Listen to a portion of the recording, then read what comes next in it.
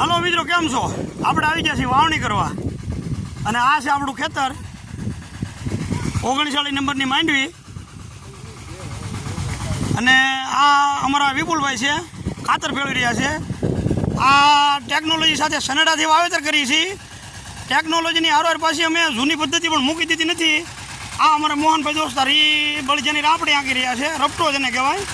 અને આ અમારે મનુભાઈ અને અમારા કાકા વડીલ બે વાવણીએ વરતા જાય અને સનેડાથી વાવતા જાય છે. અને આ છોકરાઓ પાછળ ખાતર વાવતા રહે. વરસાદ વહેલો થઈ ગયો, એમાં ખાતર વાવવાની ફરી નહીં, નકર વરહોરે પહેલાં ખાતર વાવી દેતા. એટલે આ વખતે પાછું લગભગ 5-7 વર્ષ પછી પાછું ખાતર વેરવાનો વારો આવ્યો છે.